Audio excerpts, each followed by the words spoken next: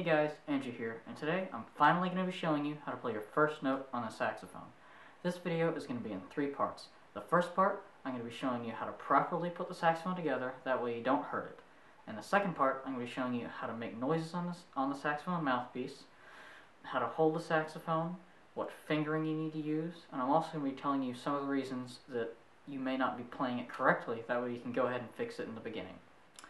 In the third part, I'm going to be showing you how to properly take apart the saxophone, that way, once again, you don't hurt it. So, let's jump to the first part. Alright, so in this first part, I'm going to be showing you how to put the saxophone together properly. The first thing that you always do is you reach into your case and you pull out a reed, whichever reed you want. The reason that you use the reed first, you take out the reed, is because it needs to be wet for when it plays. If it's dry, it won't play. That might be a reason that your mouthpiece is squeaking. So, you just take it, stick it in your mouth.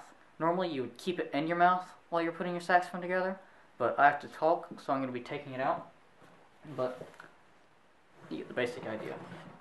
The next thing you do is the neck strap. You put it around your neck, that way, for the next part, when you take out the body of the saxophone,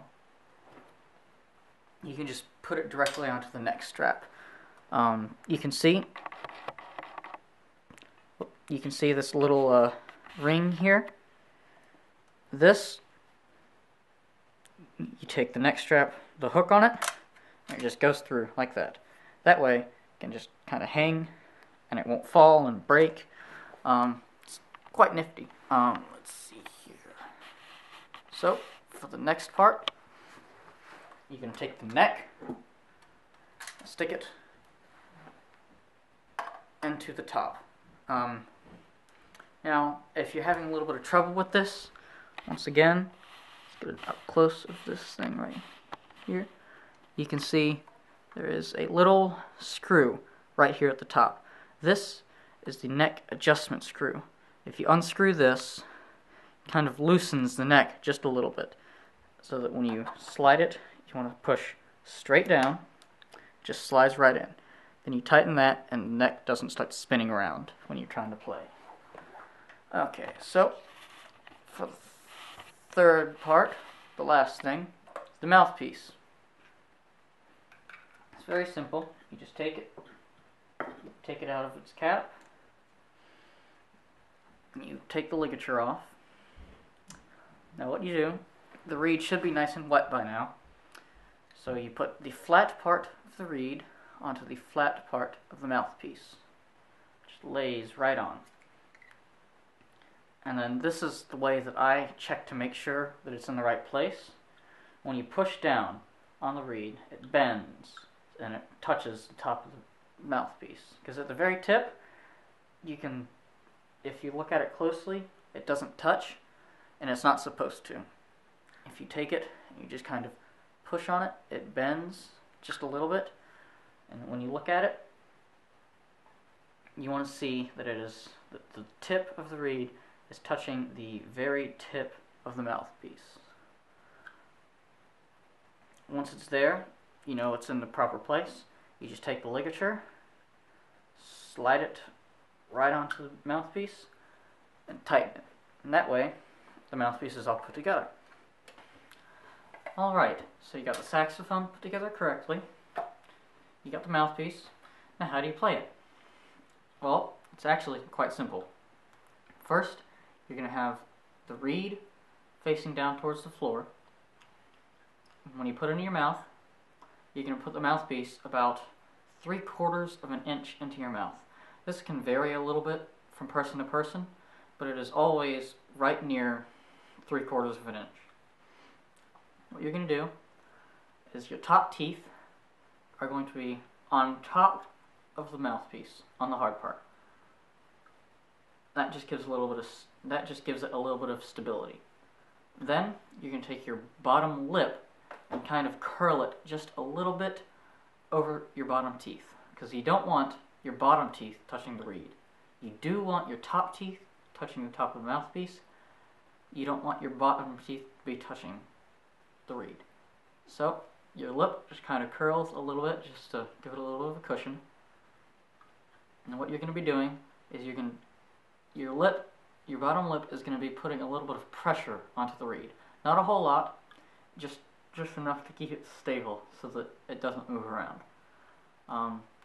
Then, when it's in your mouth like this, you want to make sure that the corners of your mouth, where the mouthpiece isn't, you want to make sure that those are closed. You don't want air leaking out the side of your mouth, because that can give it a bad tone.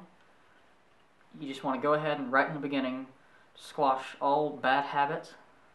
So keep the corners of your mouth nice and tight, and you don't have to blow really hard. You can blow quite soft and it still makes a noise. Once again, top teeth touching the top of the mouthpiece. Your bottom lip just putting just a tiny amount of pressure on the reed. Keeping the corners of your mouth nice and tight. And you just blow. Now, some of the things you can be doing wrong, if it's doing that, you're putting too much pressure on the reed, or you might have too little of the mouthpiece in your mouth. You want to put it a little bit farther in. If you put too much pressure, it doesn't do anything, because the way this makes noise is the reed goes back and forth really fast, and you're just kind of closing it, and it doesn't play anything. Also, if you're not putting enough pressure, you might just be blowing through the mouthpiece. You might have too much of the mouthpiece in, which just, you have to blow harder if you have more of the mouthpiece in your mouth.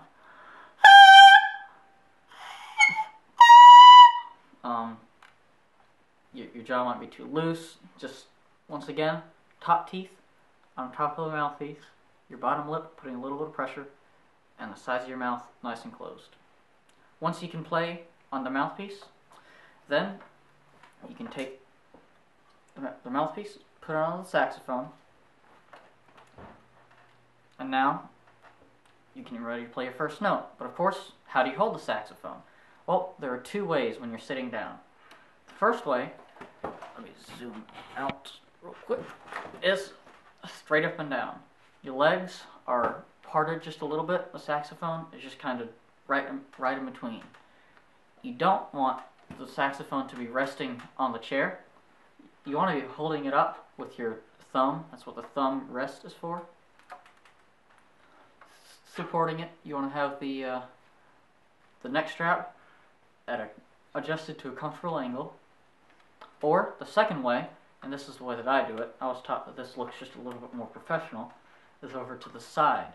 You have to twist the mouthpiece a little bit, just so that you're not tilting your head when you play. But it just kind of, you turn the neck a little bit, and it just kind of angles off down to your right leg. That way, I was just taught it looks a little bit more professional. Now, where you put your hands, real quick. Let's see here. This, as you can see, here's the mouthpiece going down, going down. There are these first white keys. This is my left hand. This is where you put your left hand. Your pointer finger, you skip the very top one. You go to this one. Your middle finger, you skip the tiny button and go to the next one. Your ring finger hits the one that's left. Then your pinky hits all four of these. Luckily, you don't use these keys very often, so your pinky won't get tired trying to hit all of them, but that's where your pinky goes. Now, for the right hand, if you follow down the side of all the keys, you get to these three white ones. And it's very simple. Boom, boom, boom. Pointer finger, middle finger, ring finger.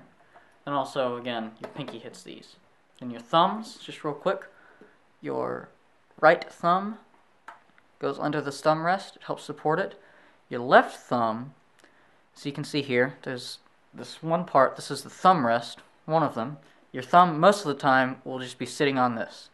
There's this key here, which bumps you up to the higher notes when you hit it. Your thumb will just kind of rock to hit it. It's called the octave key. But most of the time, it'll just be sitting like this. Okay. So, now to play your first note, it's actually quite simple. In your left hand, you're going to be hitting with your pointer finger, which is the second key. Should sound something like this.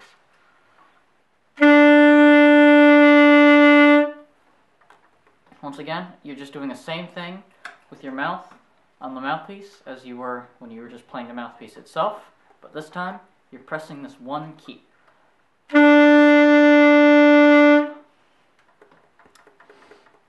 That note, for those of you who don't know, that plays a B. That note right there is called a B. In my next video, I'm going to be showing you how to read music, and also I'm going to be showing you the fingerings for the different notes, for some of the different notes, but you'll learn more about that next video. Alright, now over to how to put up the saxophone. Okay, so you're at the end of your practice, you've just played your first note. You want to know how to put your saxophone back into its case. Because sometimes putting it back into its case where it should be safe, you actually hurt the saxophone when you're doing that. So this is the proper way to do it. First, you take the neck strap and you just put it in the case. This isn't, sometimes you might have it in your backpack or something, but I just keep it in the case. Now, here's the thing you do first. You always have to take the mouthpiece off first, because sometimes if you take the neck off and then you're trying to pull the mouthpiece, you're squeezing too hard and you can bend this key. So always take the mouthpiece off first. You just kind of gently twist it until it comes off. Then of course you loosen the ligature so that you can take the reed off, put the reed back into its case.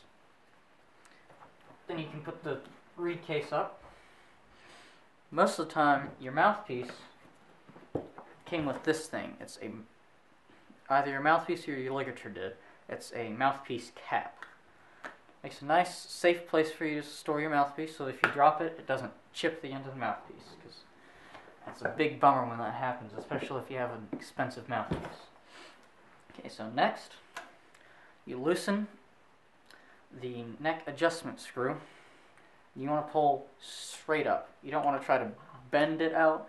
You don't want to twist it out. You just want to pull straight. Tighten the neck screw back in so that it doesn't come out. Then you can take the neck, stick it in its proper place. Then you take the body, put it in the proper place, and you're done.